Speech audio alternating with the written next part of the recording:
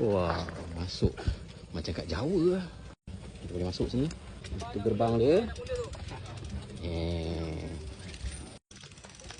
So, kita dah masuk pekarangan rumah Jawa.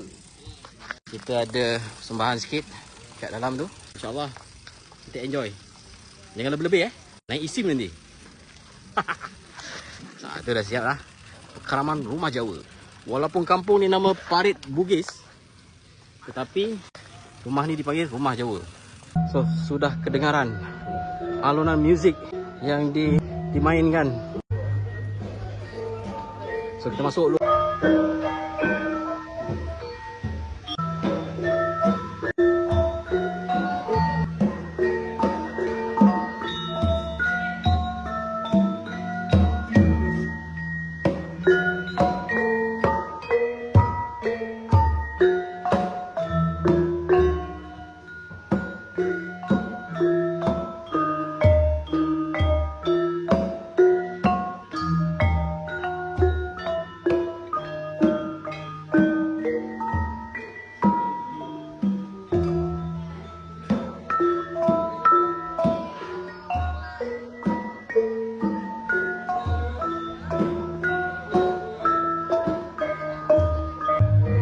Gerbangnya yang ada ciri-ciri daripada Jawa.